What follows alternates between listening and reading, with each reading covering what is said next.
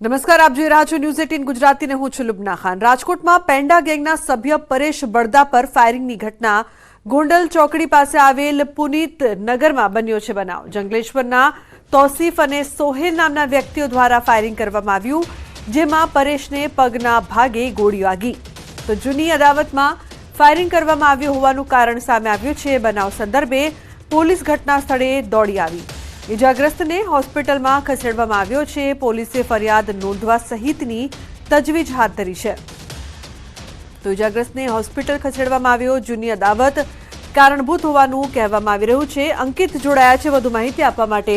અંકિત, શું છે સમગ્ર બાબતે માહિતી? લુબના ખાસ કરીને વાત કરવામાં આવે તો આજરોજ વહેલી સવારે અંદાજિત 5:30 વાગ્યાના અરસામાં ગોંડલ ચોકડી પાસે જે પુનિત નગર આવેલું છે ત્યાં પેંડા ગેંગના સભ્ય પરેશ બળદા ઉપર ફાયરિંગ કરવામાં આવી હોવાની ઘટના છે તે સામે આવી છે। જંગલેશ્વરના તૌસીફ અને સોહેલ નામના વ્યક્તિઓ દ્વારા ફાયરિંગ કરવામાં આવી રહ્યું હોવાની હાલ અત્યારે ચર્ચા ઉઠી છે અને સમગ્ર બનાવમાં પરેશને પગમાં ગોળી ખૂપી ગઈ હોવાનું છે તે સામે આવ્યું છે। તેના જ કારણે પરેશ બળદા છે જેને સારવાર અર્થે રાજકોટ શહેરની ઇમરજન્સી વોર્ડની અંદર સિવિલ હોસ્પિટલના ઇમરજન્સી વોર્ડમાં ખસેડવામાં આવ્યો છે અને ફરિયાદ નોંધવા સહિતની કામગીરી છે તે પોલીસ દ્વારા આરંભવામાં આવી છે। બનાવ સામે આવતા જ ડીસીપી સજ્જનસિંહ પરમાર તેમજ પીઆઈ SM જાડેજા સહિતના અધિકારીઓ છે તે પણ ઘટના સ્થળે દોડી ગયા હતા અને હાલ સમગ્ર મામલે જે ભોગ બનનાર જે ઇજાગ્રસ્ત વ્યક્તિ છે તેનું નિવેદન પણ નોંધવામાં આવી રહ્યું છે। ત્યારે સત્તાવાર પોલીસ ફરિયાદ બાદ જ આખરે સાચું કારણ શું છે તે સામે આવશે। બિલકુલ અંકિત, આભાર સમગ્ર માહિતી બદલ। બજારમાંથી ઘી ખરીદો તો ચેક કરીને જ લેજો। પાટણમાં વધુ એક વખત શંકાસ્પદ ઘીનો જથ્થો ઝડપાયો। 3 દરવાજા નજીક સાંકડી શેરીમાં ગોડાઉનમાંથી ઝડપાયું શંકાસ્પદ ઘી। મોદી ભાવેશ જેસંગભાઈના ગોડાઉનમાંથી ઝડપાયો છે જથ્થો। પાટણ એસઓજી પોલીસે બાતમીના આધારે સફળ રેડ કરી તમામ મુદ્દામાલ સીઝ કર્યો। FSL અને ફૂડ એન્ડ ડ્રગ્સ વિભાગની ટીમે નમૂના લઈને પૃથ્થકરણ માટે મોકલ્યા। ઘીમાં હળદર, ફૂડ ઓઇલ, કલર મિલાવીને ભેળસેળ કરવામાં આવતી હોવાની પ્રાથમિક માહિતી સામે આવી છે। આશરે 1059 કિલો ઘી, 86 કિલો તેલ મળીને કુલ 6.59 લાખનો મુદ્દામાલ સીઝ કરવામાં આવ્યો છે। અશરફ જોડાયા છે વધુ માહિતી આપવા માટે। અશરફ, શું વધુ માહિતી આ સમગ્ર મામલે? બિલકુલ લુબના, પાટણ શહેરમાં વધુ એક વખત શંકાસ્પદ ઘી ઝડપાયો છે। એટલે કે પાટણ શહેરમાં અવારનવાર જે રીતે ડુપ્લિકેટ ખાદ્ય પદાર્થો ઝડપાઈ રહ્યા છે તે ફરી વધુ એક પાટણ એસઓજી પોલીસને બાતમી મળી હતી। તેના આધારે તેમને સફળ રેડ કરી હતી અને જે સાંકડી શેરીમાં જે મોદી ભાવેશ જેસંગનો જે ગોડાઉન હતો તેમાંથી આ શંકાસ્પદ ઘી તેમજ તેલના કેટલાક ડબ્બાઓ પકડાયા છે। મહત્વનું છે કે એસઓજી પોલીસે લગભગ 1059 કિલો ઘી તેમજ 86 કિલો તેલ એટલે કે લગભગ 6,59,000નો મુદ્દામાલ પકડ્યો છે। જે રીતે એસઓજી પોલીસે સમગ્ર જગ્યાએ જે રેડ કરી ત્યારે જે આ ગોડાઉન માલિક છે તે ક્યાંક ઘીમાં હળદર, ફૂડ ઓઇલ અને કલર મિલાવીને ક્યાંક ભેળસેળ એટલે કે અખાદ્ય ઘી બનાવીને ક્યાંક લોકોના આરોગ્ય સાથે ચેડા કરવાનો પેતરો રચ્યો હતો। મહત્વનું છે કે લુબના ફરી ક્યાંક એસઓજી આ સફળ રેડ કરી છે। અગાઉ પણ એસઓજી રેડ કરી છે એટલે કે પાટણ ફૂડ એન્ડ ડ્રગ્સ વિભાગ ફરી ઊંઘતું ઝડપાયું છે।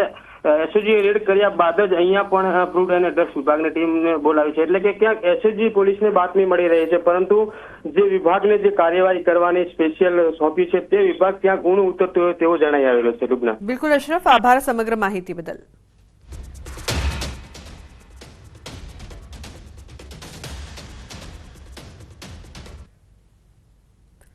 તો આજે પાટણમાંથી શંકાસ્પદ ઘીનો કાળો કારોબાર ઝડપાયો છે। તો અગાઉ અમદાવાદમાં બ્રાન્ડેડના નામે નકલી ઘી પધરાવાનું કૌભાંડ ઝડપાયું હતું। ખોખરા અને જશોદાનગરમાંથી નકલી ઘીનો જથ્થો ઝડપાયો હતો। એએમસી ફૂડ વિભાગના દરોડામાં શંકાસ્પદ ઘી પકડાયું હતું। 15 કિલો ઘીના 7 ડબ્બા મળી આવ્યા હતા। નકલી ઘીના ટ્રેડરને એએમસીએ સીલ કર્યું હતું। હવે સવાલ એ થાય છે કે આ નકલીનો કાળો કારોબાર ચલાવનારને કાયદાનો કેમ નથી લાગતો ડર? તો પાટણના દ્રશ્યો આજના, બીજી તરફ અમદાવાદમાં પણ આ જ ઘટના। તો મહાકુંભથી પરત ફરતા શ્રદ્ધાળુઓને નડ્યો અકસ્માત। અકસ્માતમાં 4ના મોત, 8 લોકો ઘાયલ। દાહોદના લીમખેડાના પાલ્લી હાઈવે પર અકસ્માત। ટ્રક અને ટ્રાવેલર વચ્ચે થયો હતો અકસ્માત। રોડ પર ઉભેલી ટ્રકની પાછળથી ટ્રાવેલની હતી ટક્કર। અંકલેશ્વર, ધોળકા સહિતના પરિવારને નડ્યો અકસ્માત। ઘાયલોને સારવાર માટે દાહોદ સિવિલ હોસ્પિટલ ખસેડાયા છે। મૃતદેહને લીમખેડા લઈ જવામાં આવ્યા છે।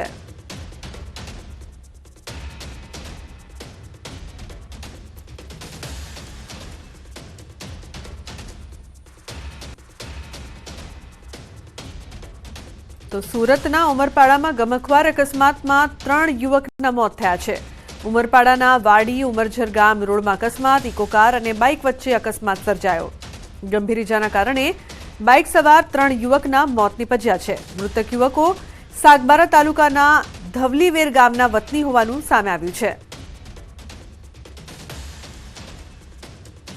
મહત્વનું છે કે ઇકો કાર અને બાઇક વચ્ચે અકસ્માતમાં 3 લોકોના મોત નીપજ્યા છે. પરિવારમાં શોકનો માહોલ. ઉમરપાડામાં અકસ્માતની આ સમગ્ર ઘટના બની છે.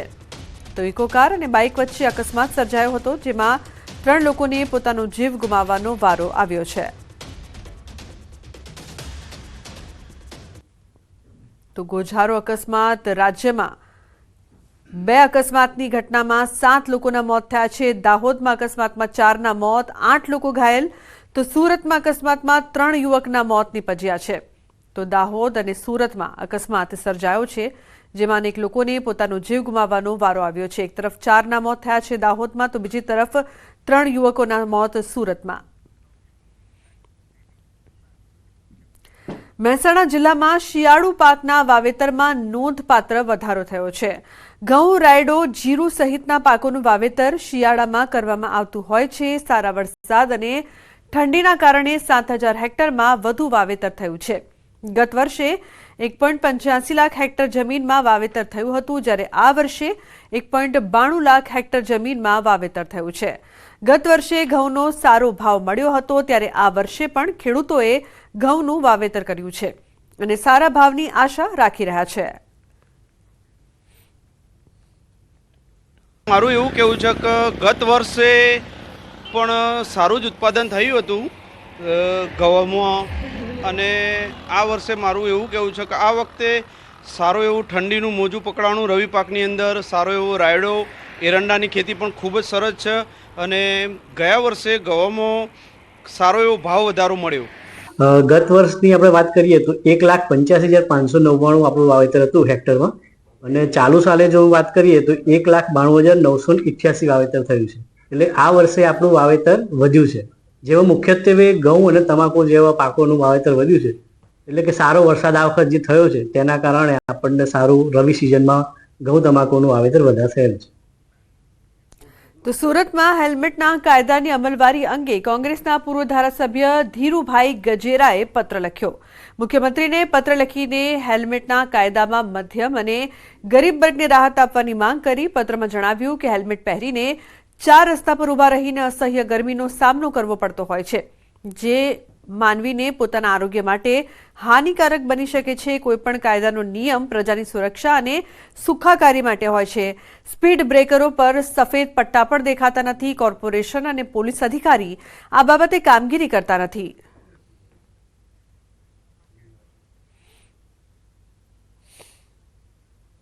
સારામાં સારા મેઇન રોડ ઉપર અત્યારે ટ્રાફિક નથી, ત્યારે 10-15 કિલોમીટરની ગાડી ચાલે છે. તો એમની અંદર આ કાયદો કેટલો વ્યાજબી છે? નથી મારી ગણતરીએ. કારણ કે અહીંયા 100 મીટરમાં જાવ તો સિગ્નલ આવે, આગળમાં 200 મીટર સિગ્નલ આવે, ક્યાંય સ્પીડ બ્રેકર આવે, ક્યાંક રોંગ સાઈડથી આડેધડ પાર્કિંગો હોય, ગાડીઓ સ્પીડથી ચાલતી નથી. તો ગત વર્ષની જેમ આ વર્ષે પણ સોમનાથમાં પાર્થેશ્વર શિવલિંગના પૂજનનું આયોજન કરાયું છે. સોમનાથ ટ્રસ્ટ માત્ર 251 રૂપિયાની દક્ષિણામાં પાર્થેશ્વર પૂજા કરાવવામાં આવે છે. ભક્તો પણ આ પૂજામાં જોડાઈને ધન્યતા અનુભવે છે. સોમનાથ ટ્રસ્ટ દ્વારા પૂજા સામગ્રી પણ ઉપલબ્ધ કરાવાય છે. આ પૂજામાં દંપતીને બેસવા માટેની આસન વ્યવસ્થા, પાર્થિવ શિવલિંગ, ઇકો ફ્રેન્ડલી પંચપાત્ર, આચમની, તરભાણું, ફળ સાથે પૂજા સામગ્રી શ્રી સોમનાથ ટ્રસ્ટ તરફથી પૂરી પાડવામાં આવશે. 26 ફેબ્રુઆરીએ મહાશિવરાત્રીના દિવસે સવારે 8 થી 9 કલાકે પૂજા થશે. સોમનાથ મંદિર પરિસર નજીક પ્રમોનેડ વોકવે પર મારુતિ બીચ ખાતે આ વિશેષ પૂજાનું સુંદર આયોજન કરાયું છે. ત્યારે સોમનાથ ટ્રસ્ટ દ્વારા ભાવિકોને આ પૂજનનો લાભ લેવા અપીલ કરવામાં આવી છે. જે શ્રદ્ધાળુઓ પૂજાનો લાભ લેવા માંગતા હોય તેઓ સોમનાથ મંદિર ખાતે પૂજા વિધિ કાઉન્ટર પર અથવા ટ્રસ્ટની વેબસાઇટ www.somnath.org ઓનલાઈન ડોનેશન પરથી નોંધણી કરાવી શકશે. તો મંદિરના પૂજાવિધિ કાઉન્ટર પર પણ નોંધણી કરાવી શકાશે. જે પ્રકારથી ખાસ વ્યવસ્થા કરવામાં આવી છે, ભાવિકોને વિશેષ પૂજાનો લાભ લેવા માટે પણ અપીલ કરવામાં આવી રહી છે. 2 सालों से ट्रस्ट के द्वारा ये विशेष पार्थेश्वर पूजन की व्यवस्था, खास करके ये इको फ्रेंडली पूजा की व्यवस्था ट्रस्ट के द्वारा की गई है। खास करके प्रथम ज्योतिर्लिंग सोमनाथ तीर्थ में ये पार्थेश्वर पूजन का आयोजन सोमनाथ ट्रस्ट के द्वारा किया जाता है और हर शिव भक्त को यह पूजा का लाभ लेने के लिए ट्रस्ट के द्वारा सभी को खास विशेष निमंत्रण है। 5,000 जितने यहाँ श्रद्धालु जो थे वो पूजन कर रहे थे और सबको ऐसा लगा जैसे हमने खुद ज्योतिर्लिंग स्वरूप श्री सोमनाथ महादेव की पूजन यहाँ पर किया और इतना आनंद आया कि इसकी कोई हम शब्दों में वर्णित करना उसको मुश्किल लगता है। તો સુરત ટ્રાફિક પોલીસનો નવતર પ્રયોગ હેલ્મેટ પહેર્યા વિના વાહનો હંકાવનારા ચાલકો વિરુદ્ધ કાર્યવાહી।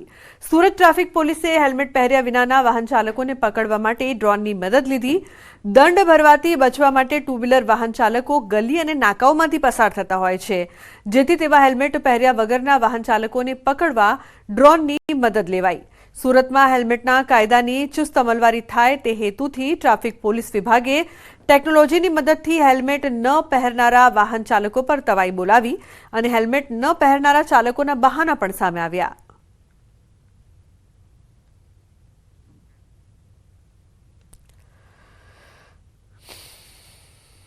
અમે ડ્રોનના માધ્યમથી જે પણ લોકો હેલ્મેટ પહેરવાનું ટાળતા હોય ને કોઈ જગ્યાએ ભાગી જવાનો પ્રયત્ન કરતા હોય અથવા ગલીકૂચીમાં જતા રહેતા હોય અથવા તો દૂરથી એને આઈડેન્ટિફાઈડ કરીને એન્શ્યોર કરી શકાય કે ભાઈ અહીંયા રોકી અને તેમને અમે હેલ્મેટ માટેનું આગ્રહ રાખીએ અને અપીલ કરીએ કે હેલ્મેટ પહેરે અને આવા લોકો જો બચવાનો પ્રયાસ કરે તો પણ એમને ઈ મેમો આપી અને એના વિરુદ્ધ દંડાત્મક કાર્યવાહી થાય અને મેક્સિમમ લોકો હેલ્મેટ પહેરે જેથી કરી અને કોઈ પણ સામાન્ય અકસ્માત થાય પડી જાય તો એમનું રક્ષણ થાય, એમના માથાનું રક્ષણ થાય અને ઓછી ઇન્જરી થાય અને અકસ્માત મોતમાં ઘટાડો થાય।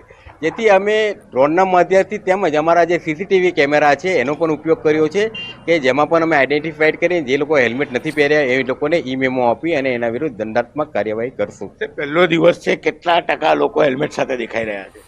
લગભગ અમે જોયું 85 થી 80% લોકો એવા હતા કે લગભગ હેલ્મેટ પહેરીને નીકળ્યા છીએ। જે લોકો નથી પહેરી રહ્યા અને કોઈ કારણ આપ્યું છે કે કઈ બીમારી હોય કે અશક્તતા હોય અથવા તો કોઈ પણ હોય એવા કારણોનું પણ અમે જાણી અને અમે એનું એનાલિસિસ કરી અને 100% લોકો હેલ્મેટ પહેરે એ પ્રમાણેનું અમે આગ્રહ રાખી રહ્યા છે। બિલકુલ ટેકનોલોજીનો ઉપયોગ કરવામાં આવી રહ્યો છે। દ્રશ્ય જોઈ શકાય છે કે જે પોઈન્ટ ઉપરથી લોકો ભાગવાનો પ્રયાસ કરશે તેમને પકડવા માટે આ પ્રકારના ડ્રોન ઉડાડવામાં આવી રહ્યા છે અને ડ્રોન દ્વારા તેમની ઓળખ કરવામાં આવી રહી છે। જો કે 80% કરતાં વધુ લોકો પહેલે જ દિવસે હેલ્મેટના કાયદાનું અમલીકરણ કરી રહ્યા છે, ત્યારે ચોક્કસ બાકીના 20% લોકો નિયમો પાળે તેને લઈને પોલીસ દ્વારા સીસીટીવી કેમેરાનું નેટવર્કને સાથે સાથે ડ્રોનની પણ મદદ લેવામાં આવી રહી છે। કીર્તેશ પટેલ, ન્યૂઝ 18 ગુજરાતી, સુરત। તો ગુરુ શિષ્ય માટે એક સાચો માર્ગદર્શક કહેવાય છે। આજે વાત કરવી છે એક એવા શિક્ષકની જેમણે પોતાના વિદ્યાર્થીઓ માટે અઘરા લાગતા વિષયને રસપ્રદ બનાવી તે વિષય પ્રત્યે વિદ્યાર્થીઓના મનમાં રસ જગાડ્યો। જી હા, વાત કરવી છે કાણોદર ગામના વતની અને ચાંગા સરકારી પ્રાથમિક શાળામાં શિક્ષિકા તરીકે ફરજ બજાવતા પનહાસબેનની, જેઓ સામાજિક વિજ્ઞાન વિષય બાળકોને ભણાવે છે। તેમનું કહેવું છે કે સામાજિક વિજ્ઞાનમાં ઐતિહાસિક ઘટનાઓની તારીખ, મહાનુભાવોના નામો, નકશાઓ, કલાકૃતિઓ, જુદી જુદી સંસ્કૃતિઓ આ બધું જ ધોરણ 6 થી 8ના બાળકોને યાદ રાખવું અઘરું પડે છે। તેથી તેમણે ધોરણ 6 થી 8ના સામાજિક વિજ્ઞાનના આખા સિલેબસને જુદી જુદી રમતોમાં વિભાજિત કરી વિષયને એકદમ રસપ્રદ બનાવી દીધો। તેના માટે તેમણે પોતાના આખા વર્ગખંડને પ્રયોગશાળામાં ફેરવી દીધો। પરિણામે આજે બાળકો ક્લાસમાં સાપસીડી, પાસા, મેજિક બોક્સ, પ્લે કાર્ડ અને નકશાની રમત જેવી અનેકવિધ ગેમ્સ રમીને ચિત્રો દ્વારા બધું જ સરળતાથી યાદ રાખવા લાગ્યા છે। જાગૃત શિક્ષિકાના અનોખા પ્રયોગને લઈને બાળકોની અભ્યાસ પ્રત્યેની રુચિ વધતા બાળકોનું શિક્ષણ સુધર્યું છે।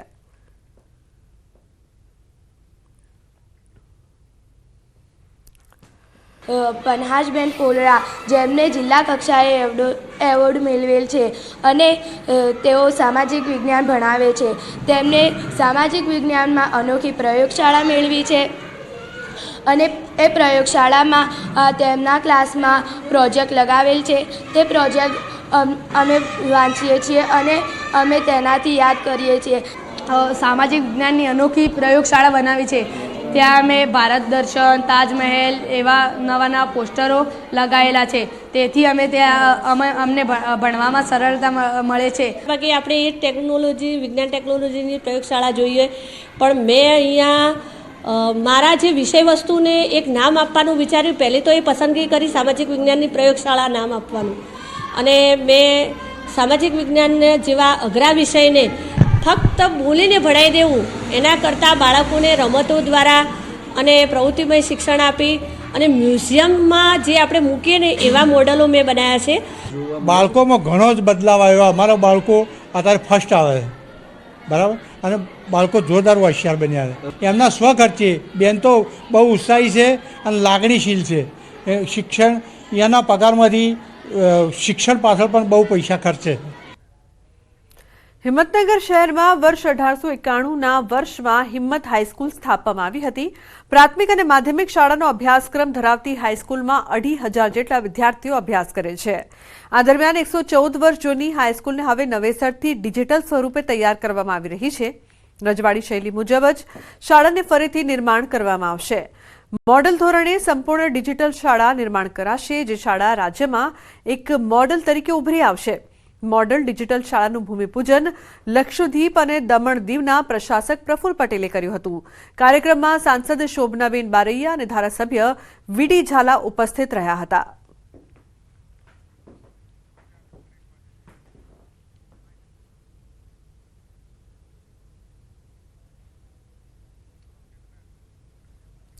સમાચારનો પ્રવાહ યથાવત રહેશે. હાલ રોકાશું એક બ્રેક માટે. આપ જોતા રહો ન્યૂઝ 18 ગુજરાતી. Welcome back. સમાચારમાં આગળ વાત કરીએ તો વલસાડ જિલ્લામાં 3 નગરપાલિકાની રવિવારે ચૂંટણી યોજાશે, જેને લઈને ચૂંટણીલક્ષી તમામ તૈયારીઓ પૂરજોશમાં ચાલી રહી છે. જિલ્લા કલેક્ટરની હાજરીમાં ચૂંટણીમાં રોકાયેલ સ્ટાફને જરૂરી સૂચન કરી ઈવીએમ સાથે રવાના કરાયો. દરેક બૂથ પર શાંતિપૂર્ણ માહોલમાં મતદાન થાય તે માટે ચુસ્ત પોલીસ બંદોબસ્ત ગોઠવી દેવાયો છે. મહત્વનું છે કે વલસાડ નગરપાલિકાની કુલ 44 બેઠકોમાંથી 7 બેઠકો અગાઉથી જ ભાજપના ફાળે બિનહરીફ થઈ છે, જેથી બાકી બચેલી 37 બેઠકો માટે 105 ઉમેદવારો ચૂંટણી મેદાનમાં છે. વલસાડ જિલ્લામાં વલસાડ નગરપાલિકા, પારડી નગરપાલિકા અને ધરમપુર નગરપાલિકાની ચૂંટણી યોજાનારી છે. આવતીકાલે સવારે 7 થી સાંજે 6 વાગ્યા સુધી મતદાન યોજાનાર છે. આજે ડિસ્પેચિંગની કામગીરી ચાલી રહી છે. તમામ પ્રિસાઇડિંગ અને સ્ટાફ હાજર થઈ ગયો છે. એમને ચૂંટણી સામગ્રી આપી દેવામાં આવી છે. તો આવતીકાલે ઘાટલોડિયામાં યોજાશે પેટા ચૂંટણી, ત્યારે આજે વીએમ ડિસ્પેચની કામગીરી કરવામાં આવી રહી છે. કમિશનની ગાઈડલાઈન મુજબ કામગીરી કરવામાં આવી રહી છે. ઈવીએમ સહિત જરૂરી ચીજવસ્તુઓ બૂથ પર પહોંચાડવામાં આવી. ટોટલ 78 જેટલા બૂથ છે. વસ્તુઓ પહોંચાડવા 6 રૂટ નક્કી કરવામાં આવ્યા છે.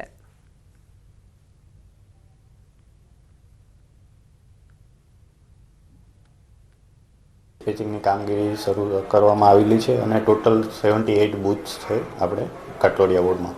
જી સર, કેટલી વસ્તુઓનું વિશેષ ધ્યાન રાખવામાં આવ્યું છે ત્યારે ડિસ્પેચિંગમાં? ડિસ્પેચિંગ બાબતે અમારે ટોટલ 6 રૂટ અમે એરેન્જ કરેલા છે, જેમાં ઝોનલ મારફતે અહીંયાથી કર્મચારીઓને બૂથ ઉપર પહોંચાડવામાં આવશે. બૂથ ઉપર તમામ વ્યવસ્થાઓ સુનિશ્ચિત કરી લેવામાં આવી છે. એએમએફ જે કમિશનની ગાઈડલાઈન મુજબ ત્યાં બધી બેઝિક મિનિમમ ફેસિલિટીઝ અવેલેબલ થાય એ રીતની કાર્યવાહી કરવામાં આવેલી છે. તો અન્ય મહત્વપૂર્ણ સમાચારની વાત કરીએ. ગાંધીનગર જિલ્લામાં રવિવારે યોજાનારી તાલુકા પંચાયતની ચૂંટણીની તૈયારીઓને આખરી ઓપ અપાયો.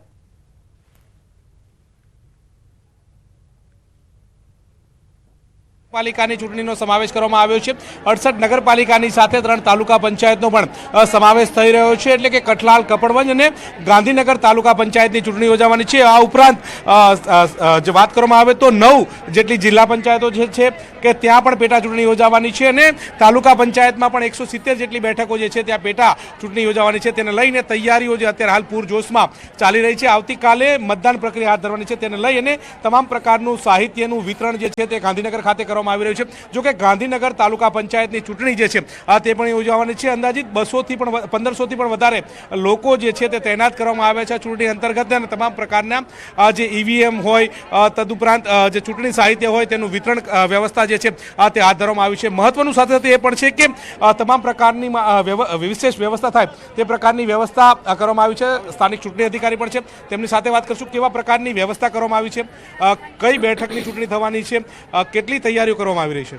આવતીકાલે ગાંધીનગર તાલુકા પંચાયતની સામાન્ય ચૂંટણી માટે સવારે 7 વાગ્યાથી મતદાન શરૂ થવા જઈ રહ્યું છે, ત્યારે કુલ 224 બૂથો માટે આજે ડિસ્પેચિંગની કામગીરી થઈ રહી છે। કુલ 28 બેઠકો માટે સામાન્ય ચૂંટણી યોજાવા જઈ રહી છે। કેટલો સ્ટાફ તૈનાત કરવામાં આવ્યો છે અને અત્યારે કેવા પ્રકારની કામગીરી કરવામાં આવી છે? કુલ 1500થી વધુ ચૂંટણી સ્ટાફ જે છે એ ઇલેક્શન પ્રક્રિયા સાથે જોડાયેલો છે। હાલ દરેકને ઈવીએમની ફાળવણી કરવામાં આવી છે, દરેક પ્રકારની સ્ટેશનરી પણ ફાળવવામાં આવી છે, અને થોડી વારમાં જમીને ટીમો રવાના થશે બૂથ પર જવા માટે। કેટલો સ્ટાફ તૈનાત કરવામાં આવ્યો છે તાલુકા પંચાયતની ચૂંટણી માટે? કુલ 1500નો સ્ટાફ જે છે એ તૈનાત કરવામાં આવેલો છે। અને કેવી વિશેષ વ્યવસ્થા કરવામાં આવી છે ચૂંટણી મથક ઉપર, અને ત્યાં કોઈ અનિચ્છનીય બનાવ ના બને તે માટે થઈને કેવી વ્યવસ્થા કરવામાં આવી છે? 224 જે બૂથો છે એમાંથી કુલ 96 જેટલા બૂથો સંવેદનશીલ છે, તો ત્યાં પોલીસની જે વિશેષ ટીમો દ્વારા પેટ્રોલિંગ અને વધારે પોલીસ ગોઠવવામાં આવેલી છે। આ ઉપરાંત દરેક પોલિંગ સ્ટેશન લોકેશન પર દિવ્યાંગો માટે વ્હીલચેરની વ્યવસ્થા પણ કરવામાં આવી છે। આ ઉપરાંત દરેક મતદાન મથકોમાં જે રાજ્ય ચૂંટણી આયોગે જે ગાઈડલાઈન આપી છે એ પ્રમાણે તમામ બેઝિક ફેસિલિટીઝ એ પૂરી પાડવામાં આવેલી છે। આમ જોવા જઈએ તો ચૂંટણીની અંતર્ગત વિશેષ બૂથો તૈયાર કરવામાં આવતા હોય છે કે જેથી કરીને લોકો ચૂંટણીમાં મતદાન કરવા માટે પહેરાય, મતદાન માટેની જાગૃતિ આવે, તે પ્રકારનો પણ એક એપ્રોચ રાખવામાં આવતો છે। તેને લઈને વ્યવસ્થા કોઈ કરવામાં આવી છે કે કેમ? એ વિધાનસભા અને લોકસભામાં કરવામાં આવતી હોય છે, પણ આ ચૂંટણીમાં કોઈ એવી ખાસ વિશેષ વ્યવસ્થા કરવામાં આવી નથી। પણ એમ છતાં દરેક જે 224 બૂથો છે ત્યાં જે બેઝિક ફેસિલિટી જે એન્શ્યોર કરવાની છે એ તમામ બેઝિક ફેસિલિટી એન્શ્યોર થઈ ગઈ છે હાલ। ચોક્કસથી તો ગાંધીનગરની તાલુકા પંચાયતની ચૂંટણી યોજાવાની છે અને તેને લઈ અને તમામ પ્રકારની કામગીરી અત્યારે હાલ જોવા મળી રહી છે। થોડી સમયની અંદર અહીંયાથી તમામ લોકો જે છે તે વિવિધ બૂથ ઉપર જશે ને ત્યાં આ ચૂંટણીની લગતી જે કામગીરી જે છે તે હાથ ધરશે। પંકજ મકવાણા સાથે ગૌતમ શ્રીમાળી, ન્યૂઝ 18 ગુજરાતી, ગાંધીનગર। તો બુલેટિનમાં હાલ બસ આટલું જ। તમામ મહત્વપૂર્ણ સમાચાર માટે આપ જોતા રહો ન્યૂઝ 18 ગુજરાતી। નમસ્કાર।